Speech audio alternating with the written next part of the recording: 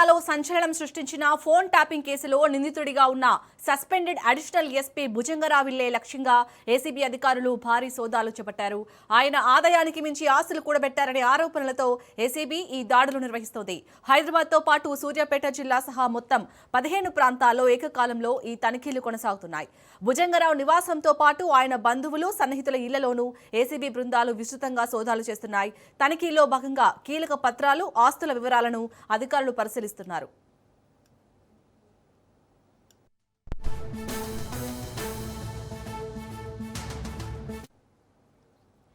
భుజంగరావు ఇంట్లో ఏసీబీ సోదాలకు సంబంధించి మరిన్ని అప్డేట్స్ ని మా ప్రతినిధి సునీల్ అందిస్తారు. సునీల్, ఇప్పటివరకు జరిపిన ఏసీబీ సోదాల్లో ఎలాంటి విషయాలు బయటకు వచ్చాయి? డీటెయిల్స్ ఏంటి?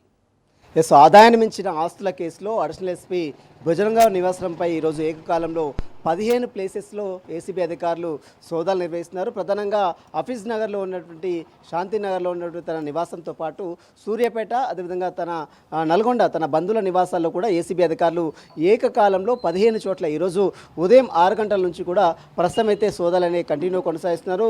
ఆదాయాన్ని మించిన ఆస్తులు భారీ ఎత్తున కలిగి ఉన్నారన్నటువంటి అభియోగాలతోనే ఈరోజు ఉదయం 6 గంటల నుంచి అడిషనల్ ఎస్పీగా పనిచేసినటువంటి భుజంగరావుపై మాత్రం ప్రస్తుతం అయితే ఏసీబీ అధికారులు సోదాలు నిర్వహిస్తారు. ఇదే భుజంగరావు గతంలో ఫోన్ ట్యాపింగ్ తెలంగాణ రాష్ట్రంలో సంచలనం సృష్టించినటువంటి ఫోన్ ట్యాపింగ్ కేసులో A3 నిందితుడుగా ఉన్నాడు. ఇతను అరెస్ట్ చేసి దాదాపు 150 రోజుల పైగా జైల్లో గడిపినటువంటి భుజంగరావు ఇటీవల కాలంలో బయటకు వచ్చా. ప్రస్తుతం అతన్ని సస్పెండ్లో ఉన్నటువంటి భుజంగరావుపై ప్రస్తుతం ఏసీబీ అధికారులు ఈరోజు కొరడా జులిపిస్తున్నారు. ఉదయం 6 గంటల నుంచి కూడా పెద్ద ఎత్తున 15 ప్లేసెస్లో అతను నివాసాలతో పాటు తన బంధువుల నివాసాల్లో కూడా భారీ ఎత్తున ఆస్తులు కలిగి ఉన్నారనేటువంటి ప్రధాన అభియోగాలతో ఈరోజు ఏకకాలంలో 15 ప్లేసెస్లో ప్రస్తుతం అయితే ఏసీబీ అధికారులు అయితే సోదాలు కంటిన్యూ కొనసాగిస్తున్నారు. ఇప్పటివరకు కొన్ని కీలక డాక్యుమెంట్స్తో పాటు ఇంటికి సంబంధించినటువంటి పత్రాలు, మరోవైపు స్థిరచర ఆస్తులకు సంబంధించిన వివరాలపై కూడా ఏసీబీ అధికారులు ఆరా తీసినట్టు కూడా సమాచారం తెలుస్తుంది. ఈరోజు సాయంత్రం వరకు కూడా ఈ రైడ్స్ అనేది కంటిన్యూ అయ్యే అవకాశం ఉంది.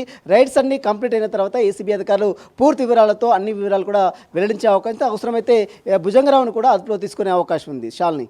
Right, thank you Sunil.